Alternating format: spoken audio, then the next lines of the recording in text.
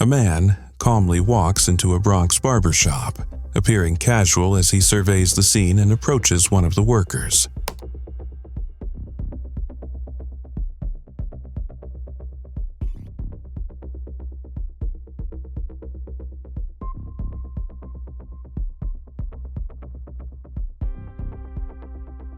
Without warning, he brandishes a firearm and forcefully collects valuables from the barbers and customers alike.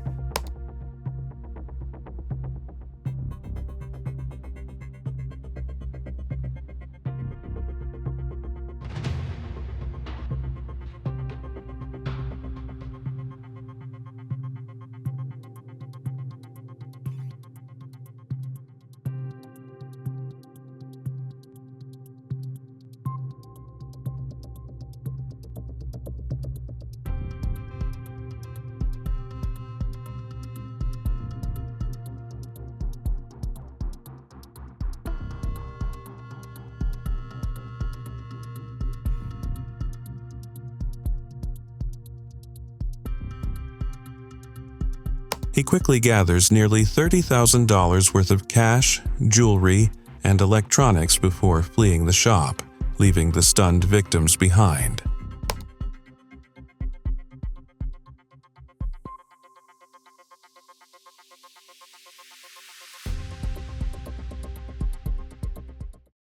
A heroic moment unfolds as a doorman intervenes to save a woman from a violent robbery in a luxurious New York City neighborhood.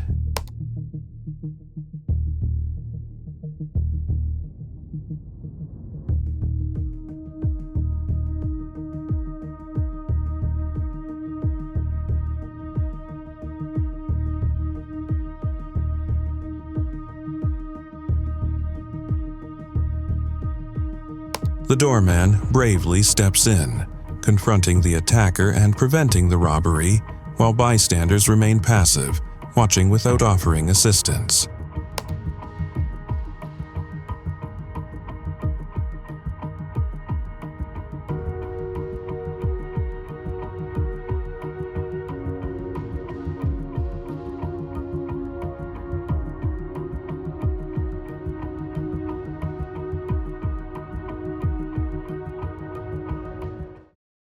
In a robbery incident, two men on a bike approached a pedestrian in New York City.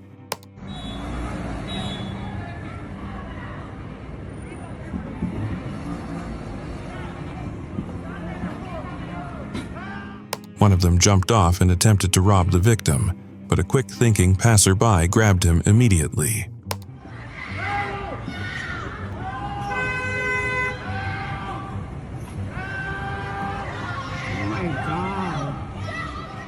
The man managed to break free on his own, leaped back onto the bike, and the pair sped away from the scene.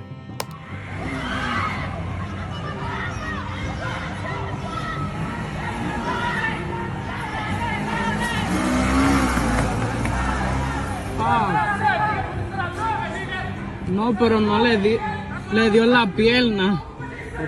Sí. In a robbery incident, suspects in a car deliberately targeted another vehicle, repeatedly ramming it during broad daylight in an aggressive attempt to trap the victim.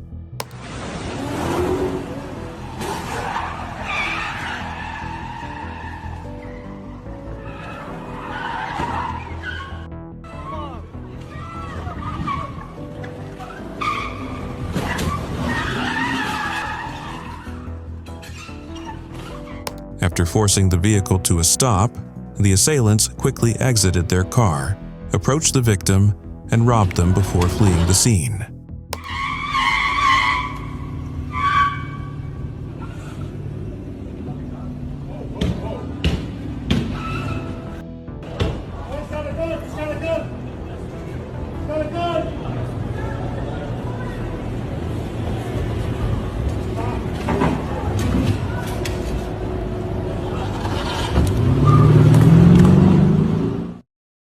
Drawbridge. Right now, police are trying to figure out why it happened. News Center 5's Todd Kaskiewicz, live in East Boston. Todd, you just spoke to the victim's heartbroken family. We did, Phil, and they are absolutely heartbroken. On a freezing New Year's Eve afternoon in 2013, something unthinkable happened on a busy Boston bridge. It was broad daylight, people were out running errands, cars were inching across the cold pavement, and a mother simply trying to get to a medical appointment ended up in one of the most shocking and heartbreaking accidents the city had ever seen. 46-year-old Aura Garcia, devoted mother of two, hardworking, soft-spoken, cautious by nature, left her home in East Boston expecting an ordinary day. Minutes later, she was fighting for her life on a bridge that began rising beneath her feet. Aura was crossing the Meridian Street Bridge, a massive drawbridge that stretches over the Chelsea River. Thousands walk and drive over it every week. Nothing about it seemed dangerous, but timing, just a few seconds of it, would decide everything. At that exact moment, bridge operator Louis Alfieri Jr., a man with more than 3 decades of experience, started the process of lifting the bridge to let a boat pass through. Red lights flashed. A horn sounded. Cameras were checked. It was all routine. Except this time, something went terribly wrong. No one knows whether Aura stepped onto the bridge before the warning started or whether she misjudged the signals, but what everyone does know is this: she was still on the span when it began to rise. People nearby heard it before they saw it. The scream.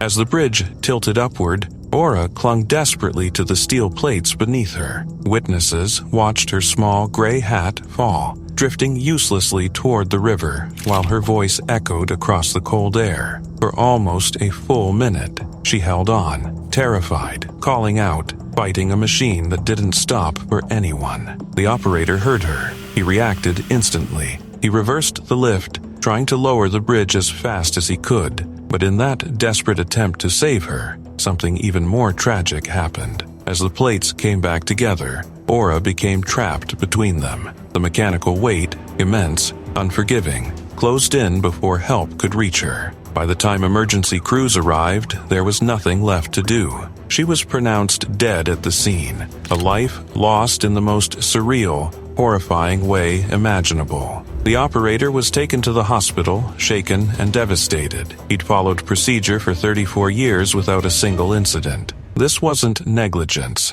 It wasn't malice. It was a split second of tragic alignment. Aura on the bridge, the machinery engaged, the warnings missed or unnoticed. The city went silent with grief. Neighbors who knew her described her as gentle and hardworking, a mother who did everything for her children. A 15-year-old daughter and a 3-year-old son now left behind. Within hours, the community rallied to help the family. Funds were raised for food and clothing. Organizations stepped in to help with funeral arrangements. A burial plot was donated. Candlelight vigils appeared in East Boston as people tried to process how something so absurd could happen to someone so ordinary, so unassuming, so undeserving of such terror. Officials reviewed camera footage. They checked protocols. They retraced every second searching for clarity. But in the end, they found no villain, only tragedy. Aura's death was ruled a terrible accident, a collision between machinery and human fragility, a moment where technology moved on autopilot while a life was still in its path. And that's what makes this story stay with people. A mother walking to a doctor's appointment, a bridge she trusted, warnings she may not have heard, a machine that could not stop fast enough. A group of thugs in Queens, New York City, gathered in a parking lot when police arrived to disperse the crowd, leading to escalating tension.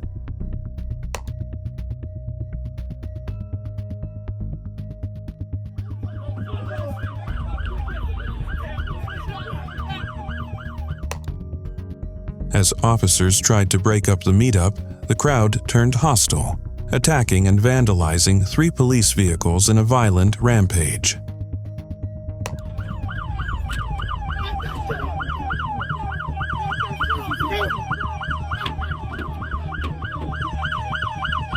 They wildin'!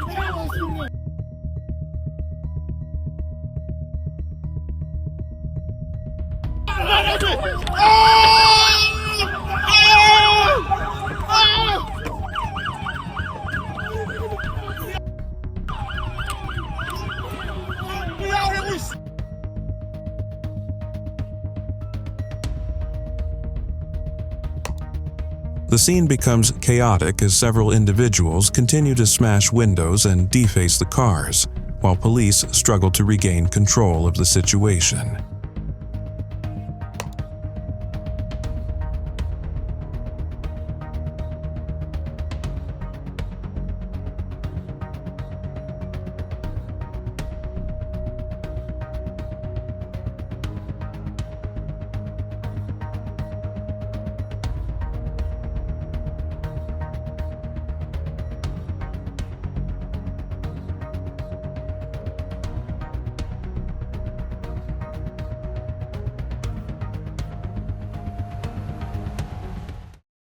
Several members of the Slattery Boys gang were arrested and indicted following an extensive investigation into their involvement in violent crimes and drug trafficking.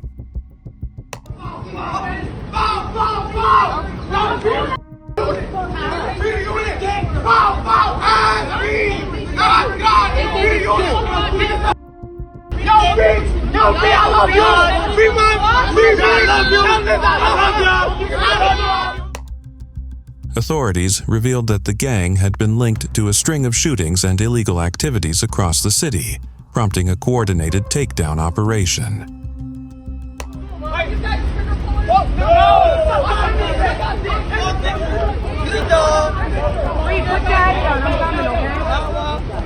The cameras is there. Put your head down. Put your head down. Where's Chucky? A group of criminals was seen looting outside the Microsoft store on Fifth Avenue, causing a scene in broad daylight.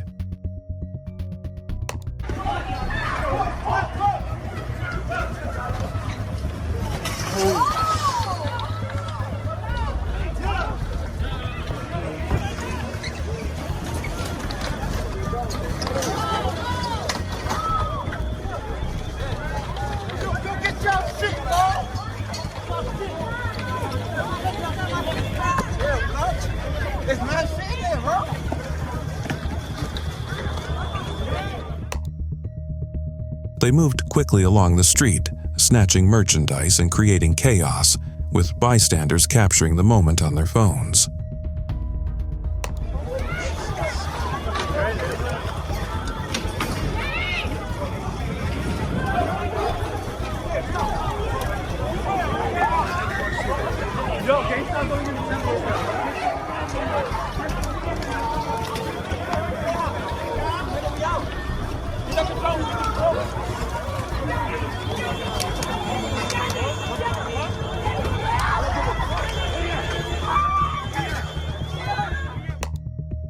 Though the store was not shown from inside, the looting outside left the area in turmoil as the thieves fled before authorities could respond.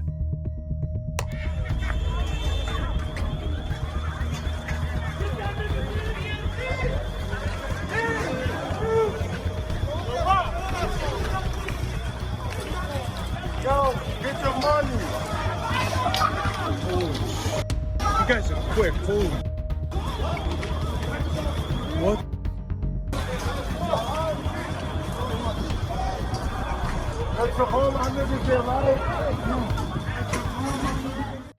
Inhaling helium out of a balloon can be a fun party trick, but for one mum celebrating her daughter's first birthday, it was a fatal mistake. It was supposed to be innocent fun, a tiny moment of laughter at a baby's first birthday party. Instead, it became one of the most heartbreaking and senseless tragedies imaginable. In a small New Zealand town in September 2022, 20-year-old mother Faith Waterman Batistic walked into a celebration for her child, and within minutes lost her life in a way no one could have ever predicted. Faith wasn't just any young mom. She was days away from turning 21. She had 2 little children who adored her. She was a twin, described by her sister Eden as bright, loud, loving, someone who took up space in the best possible way. Her presence filled every room, every conversation, every moment. That day, she was doing what young moms do, showing up for her kids, cheering them on, trying to make memories. But instead of memories, her family now holds trauma. During the birthday party, guests began doing a harmless-seeming party trick, taking small breaths of helium from balloons to make their voices sound funny. People laughed, recorded videos, teased each other. Faith watched from the side at first, hesitant, unsure, but laughter is contagious, and eventually, after some encouragement, she joined in too. Then someone suggested something different, something riskier, something no one realized could kill. They told her to try inhaling helium directly from the pressurized canister. Faith was reluctant. She said no at first, but eventually, with people assuring her it was fine, she agreed. Nobody understood that inhaling helium from a high-pressure tank is nothing like inhaling it from a balloon. Nobody realized how drastically it increases the danger, and Faith herself didn't know that what she was about to do could take her life in seconds. As she placed her mouth near the nozzle, another guest turned up the gas flow.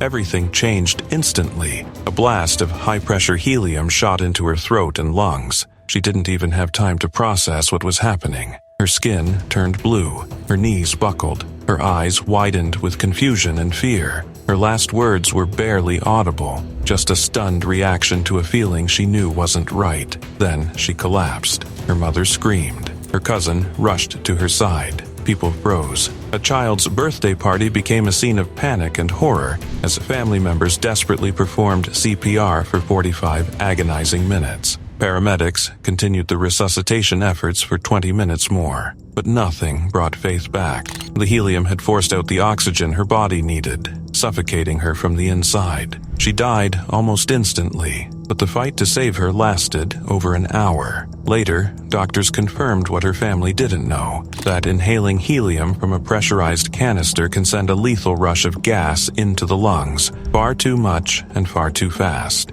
The investigation revealed the canister did have a warning label, but it was tiny, tucked away, overshadowed by other instructions. The danger wasn't obvious, and by the time anyone realized the truth, Faith was already gone. The coroner urged companies to redesign labels, make them bold, make them clear, make them impossible to ignore, because if Faith had truly known what could happen, she never would have taken that breath. Faith's twin sister Eden still can't talk about helium without breaking down. She says losing Faith felt like losing half of herself. Their shared 21st birthday, something they'd planned to celebrate together, became a day of mourning. Her family refuses to buy helium. They avoid parties that use it. Even the sound of balloons can trigger panic, all because one moment of casual party fun wasn't as harmless as everyone thought.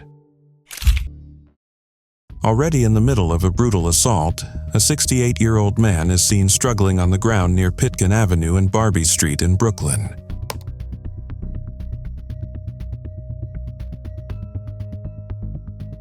The attacker continues striking him, resulting in a broken wrist and nose before grabbing his possessions.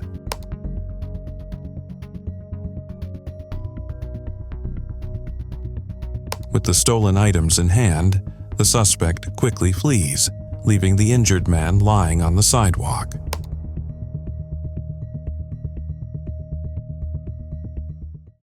A 69-year-old man is followed by an unknown individual near Bryant Avenue in the Bronx, the suspect waiting for the right moment.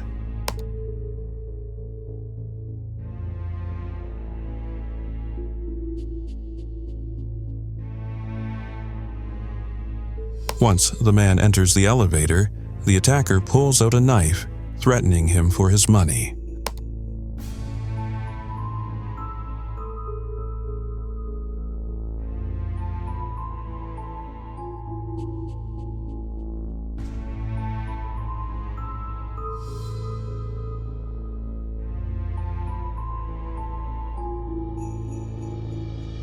The suspect demands the elderly man's cash, taking $13 before quickly fleeing the scene.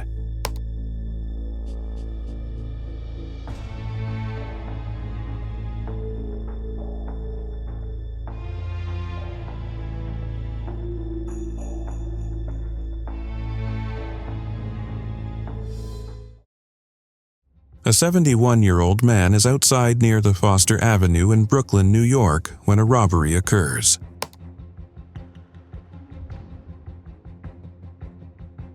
The suspect approaches the elderly man, taking the key to his SUV by force.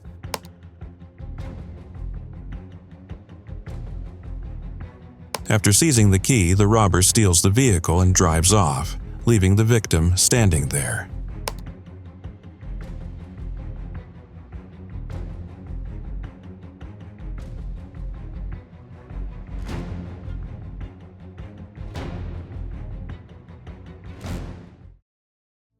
A 60-year-old man delivering food is attacked and robbed on Dorchester Road in Brooklyn.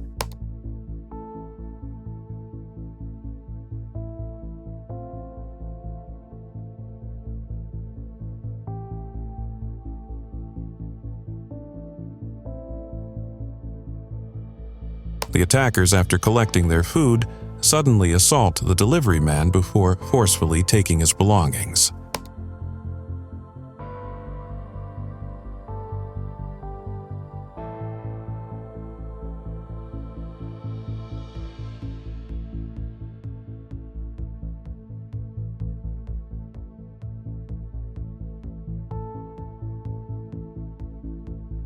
The robbers flees the scene with the victim's property, leaving the delivery man in distress.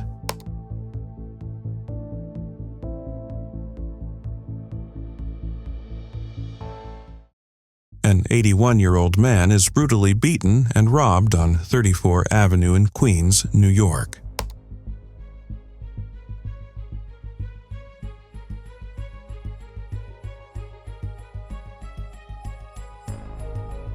Two individuals approach the elderly man, assault him, and steal $15 and his cell phone before fleeing the scene.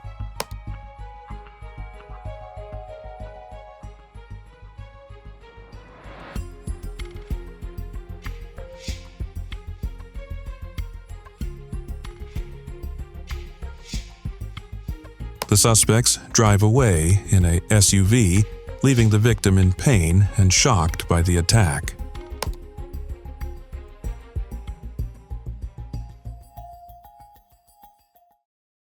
A frightening act unfolds in the heart of Queens as a child's life hangs in the balance in broad daylight.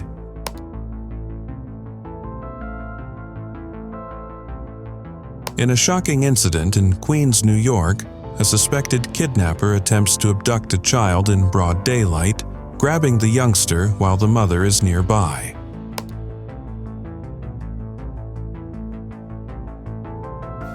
The mother and her other children courageously chase after the kidnapper, managing to rescue the child from the vehicle, prompting the would-be kidnapper to flee the scene as bystanders gather.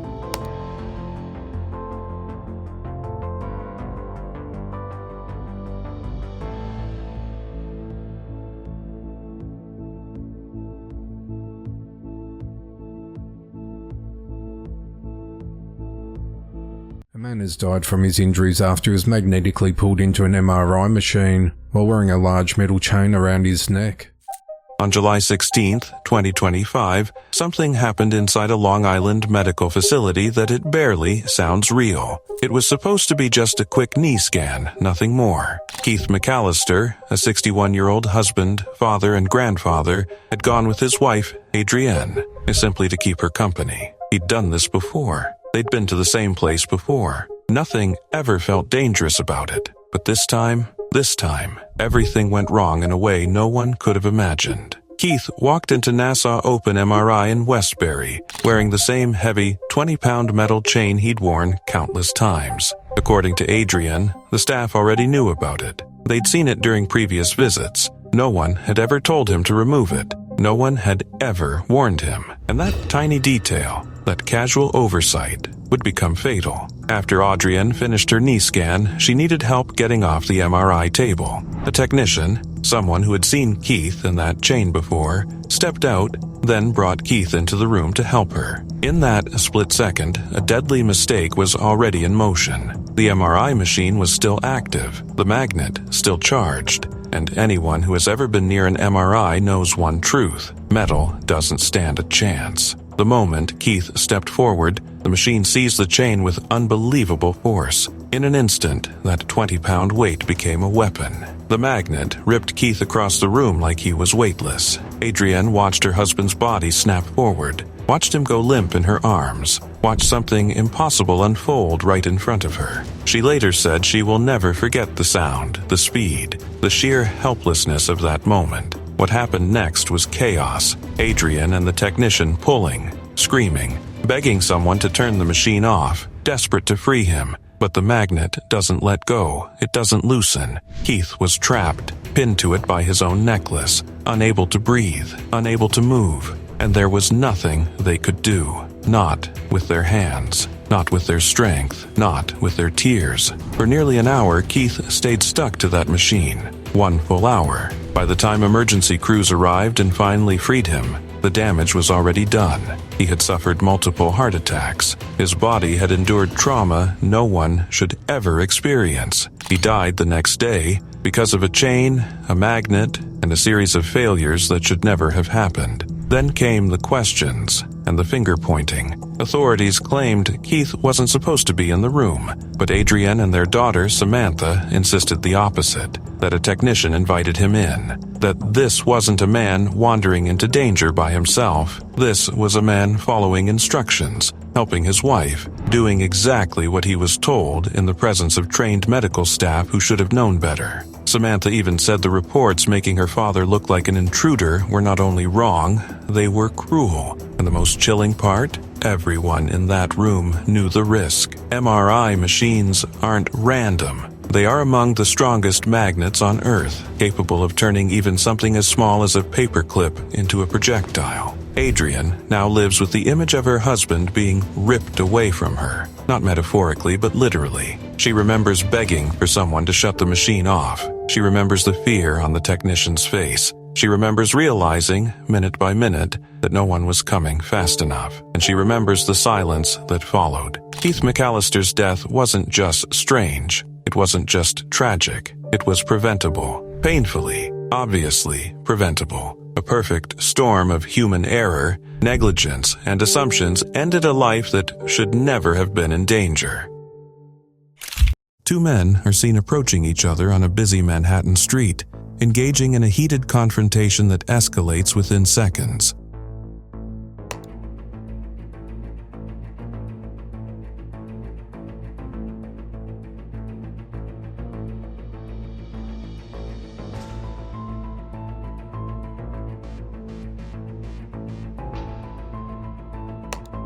Without hesitation, both men draw handguns and begin exchanging gunfire in broad daylight, startling nearby pedestrians and causing chaos.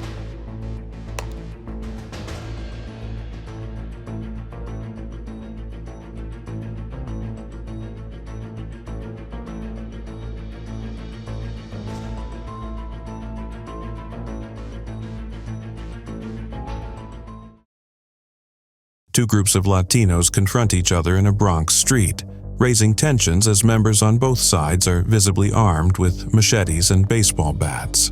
As the standoff intensifies, both groups begin hurling bottles across the street, causing people nearby to flee the area to avoid getting caught in the clash.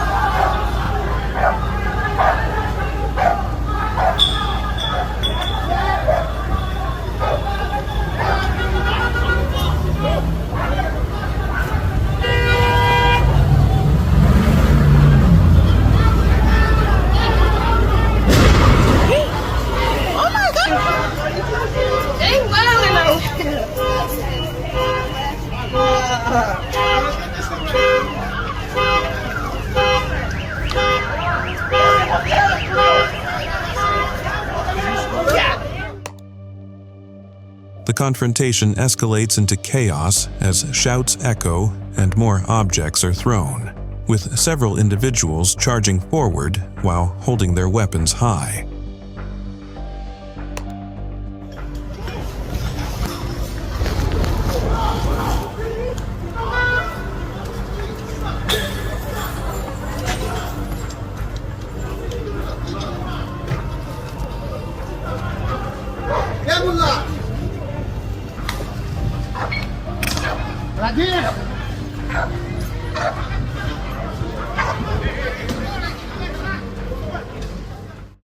A fight breaks out between two rival gangs in Bay Ridge, Brooklyn, with 4 individuals involved.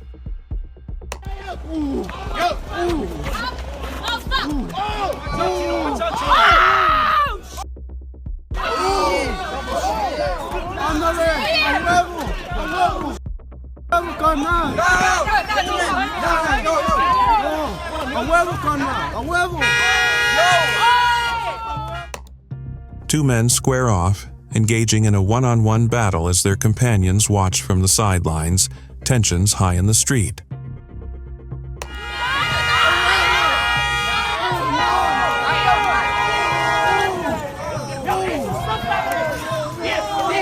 Cheeseburger, go on. Stupid. Yo, watch out behind you, behind you, nigga. Yo, sling on that nigga, pussy. This skydiving footage was recorded from the point of view of veteran parachutist Ivan Lester McGuire. He is filming a student and instructor as they make their exit from the plane. On a bright, peaceful April day in 1988, the skies over North Carolina should have seen nothing more than another routine jump, nothing out of the ordinary, nothing dangerous, nothing that would end in a nightmare. But what happened that afternoon remains one of the most unbelievable tragedies ever recorded in the world of skydiving. A veteran jumper, a man with more than 800 successful dives to his name, fell to his death because of a mistake so simple, so unthinkable, that even experts struggled to process it. His name was Ivan Lester McGuire. At 35, he wasn't just another skydiver. He was respected, skilled, a man who filmed others midair with a calm confidence only years of experience can build. That day, April 2nd, he arrived at the Franklin County Sports Parachute Center to capture a student-instructor tandem jump on video. He had already done 2 jumps that day. This third one should have been just as smooth, just as effortless. But in the rush of preparing his heavy camera rig, in the rhythm of routine, something crucial was overlooked, something no one thought to check.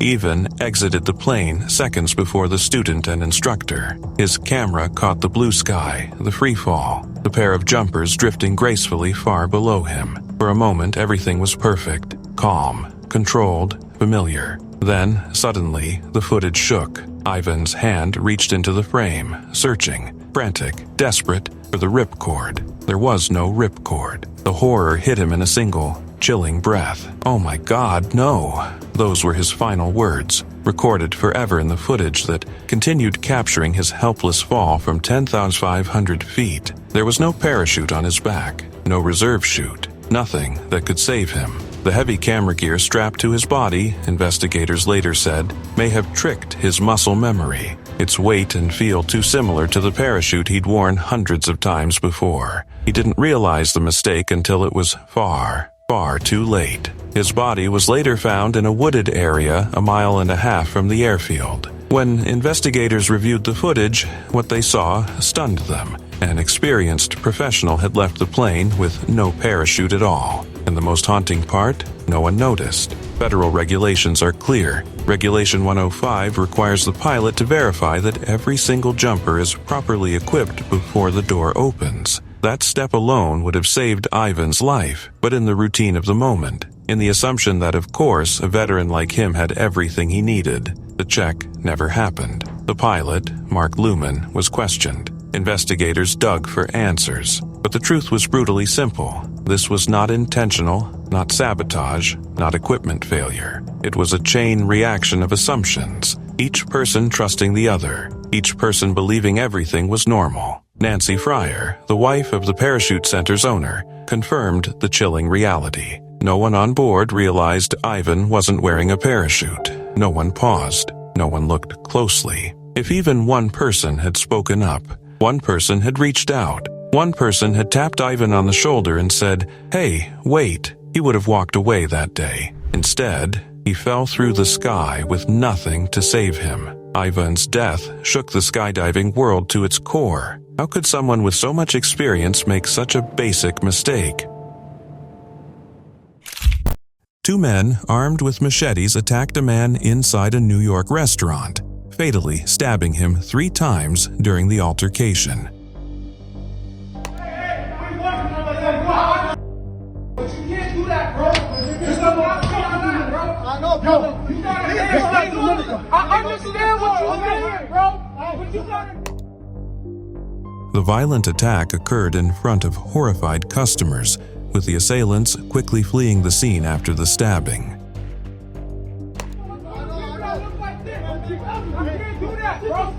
Remember where you at, bro? Where you at? All I'm saying, he could be wrong. 2 cops surrounded a car in traffic, likely due to the robbery of a boutique store. I'm like going over this. Oh my God,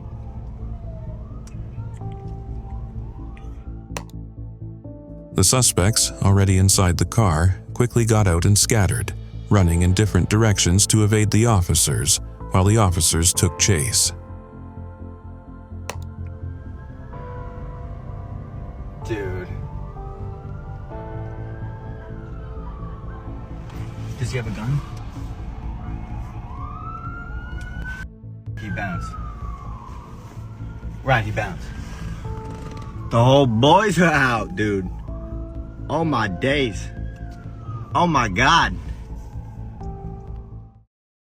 In the Bronx, on the route from the Major Deegan Expressway towards the George Washington Bridge, a robbery takes place.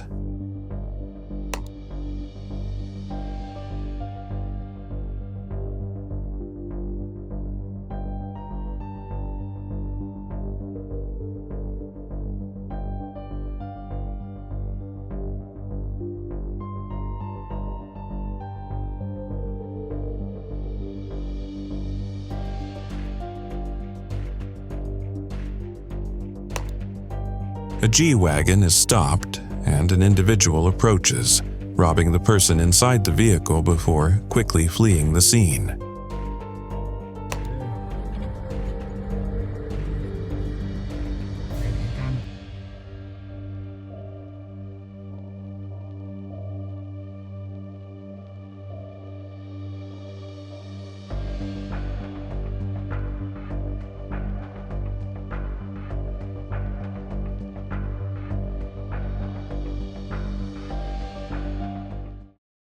A confrontation between individuals at a Chula Vista stoplight escalates rapidly as a fist fight breaks out in the middle of traffic.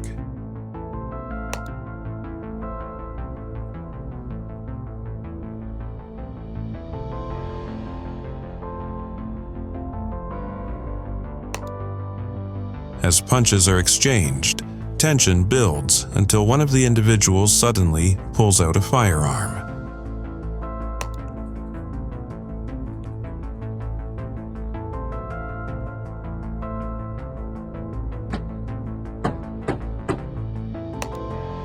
The situation turns chaotic when a shot is fired, sending people scrambling and cars attempting to flee the intersection.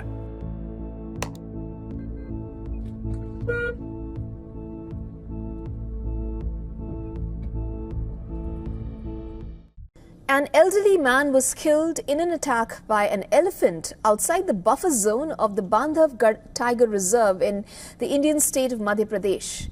It happened deep in the forests of Quanermunda, Odisha. On that day in 2017, something far darker was growing in that calm, a tension that every villager could feel, but only one man dared to ignore. Ashok Bharti, a 54-year-old construction worker from Katak, had no idea he was walking straight toward the last moments of his life. That morning, forest officials and villagers had gathered to monitor a lone, wild elephant that had wandered away from its herd. The animal was restless, confused, and visibly distressed. Everyone there understood the danger. Everyone kept their distance. Everyone listened to the warnings, except Ashok. Some say he'd been drinking. Others say he simply underestimated the danger. But whatever the reason, Ashok stepped away from the crowd with his phone in hand, convinced he could get close enough to snap a selfie with a wild elephant that was barely holding itself together. Witnesses watched him drift toward the massive creature like a man sleepwalking into a nightmare.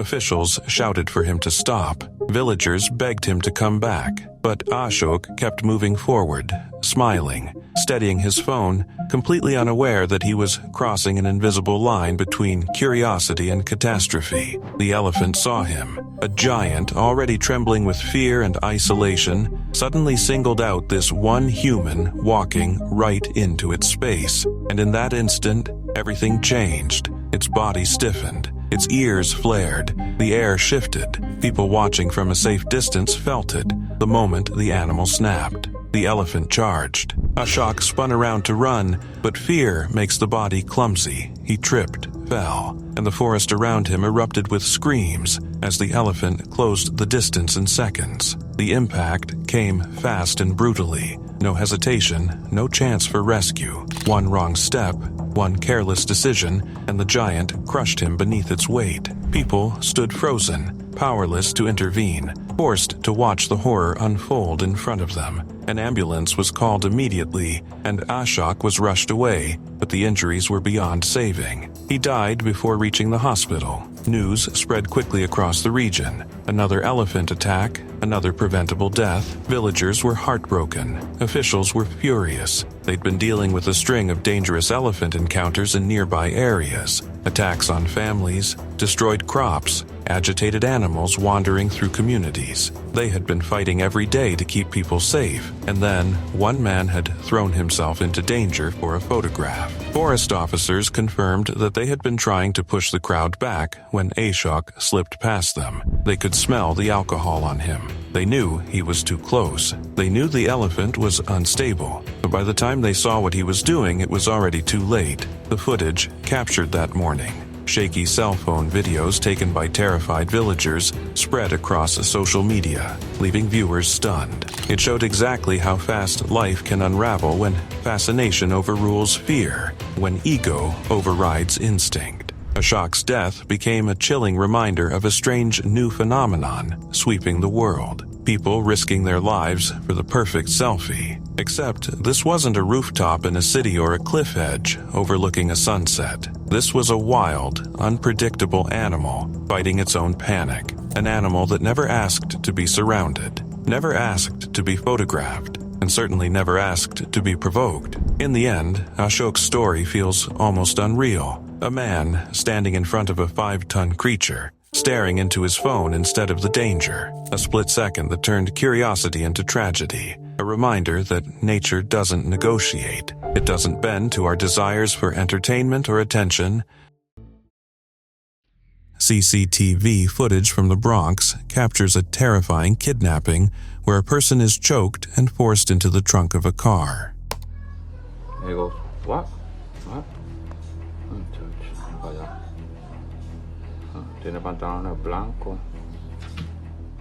The attacker uses what appears to be a cord or strap to strangle the victim from behind, pulling them backwards with alarming strength.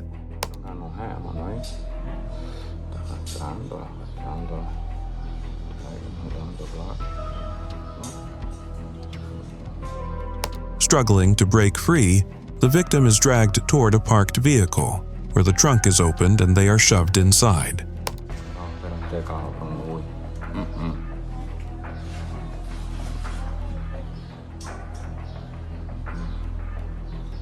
Looking down and looking up. He's making sure she's knocked out, you heard? And she did passed out. La mujer passed out, you know that, right? Yeah, she passed out. She did passed out, yeah.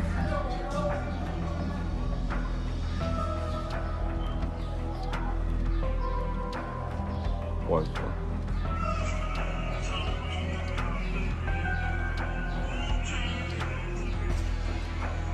You're looking at the car in the front.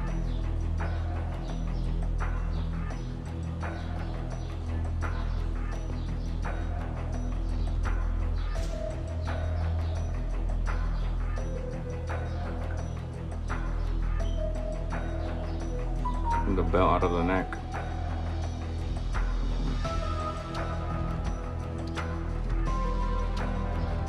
If they see this guy, he would be dead. 3 unidentified individuals are seen targeting people in what appears to be a coordinated robbery spree, often emerging from high-end vehicles.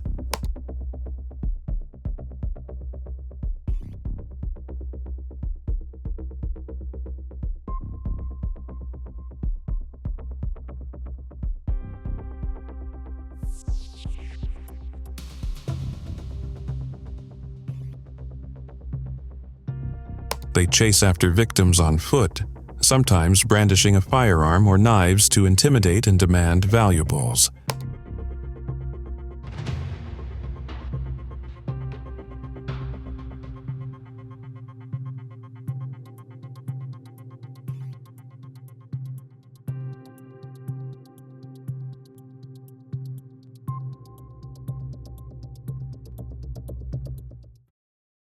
Body cam footage captures a tense encounter as NYPD officers confront a suspect who opens fire on them during a street interaction in Queens, New York.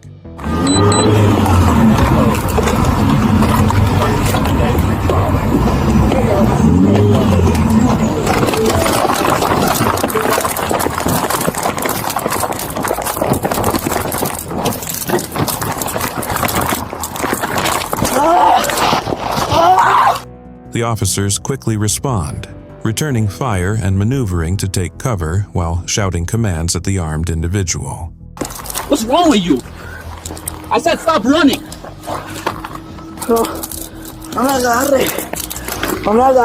Stop running.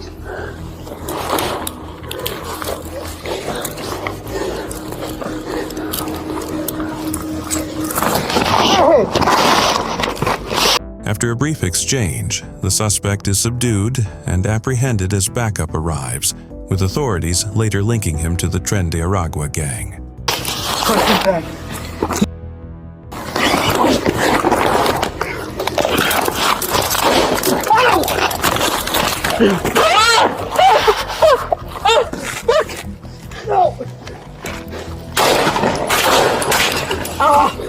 Drop the gun. You got it? You got it? Gunfire erupts in broad daylight near the 34th precinct as two individuals engage in a shootout on a busy street, sending bystanders fleeing for cover.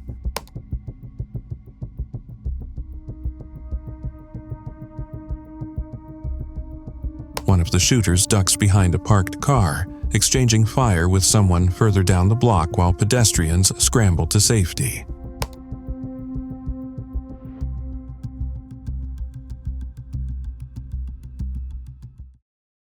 Panic spreads through a subway car in New York City as shots are fired, sending passengers scrambling for the exits and ducking for cover in terror.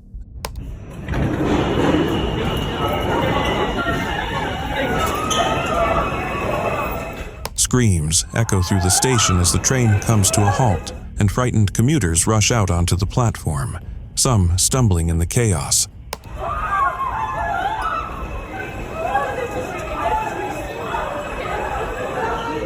Several individuals can be seen helping each other out of the smoke-filled train, while others run past in a desperate attempt to escape the scene.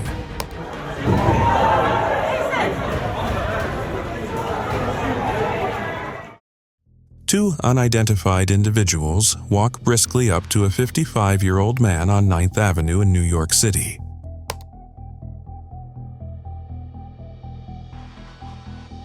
One of them suddenly reveals a firearm, pointing it directly at the man as the second individual moves in closer.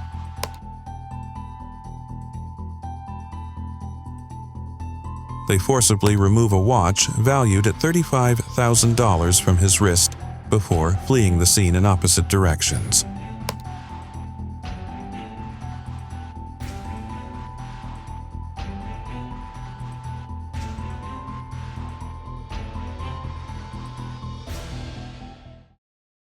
Two armed suspects are seen already inside the woman's Flushing, Queens apartment, having gained entry before the video begins.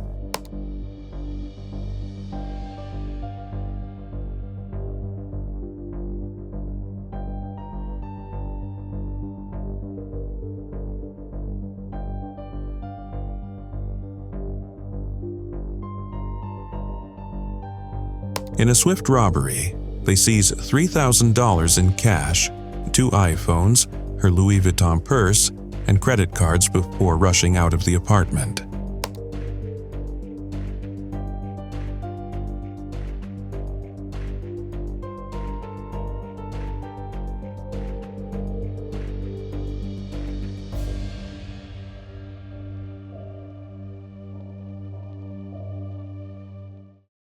An unknown individual walks up to a group of men sitting in front of a restaurant at 81 Broadway, quickly drawing a firearm.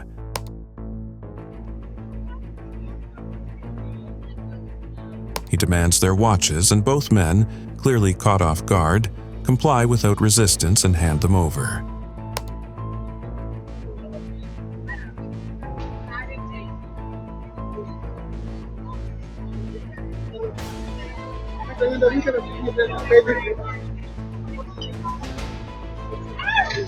The armed robber then jumps onto the back of a two-wheeled vehicle being driven by an accomplice, and the pair flee the scene.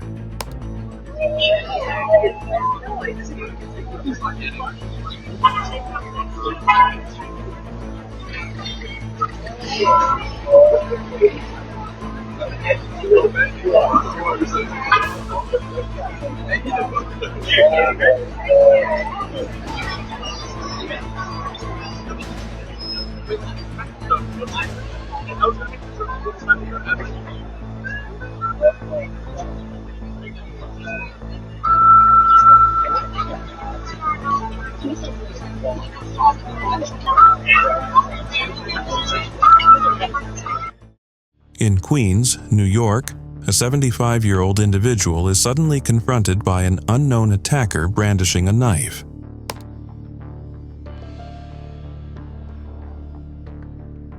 The suspect forcefully throws the elderly person to the ground and demands valuables at knife point.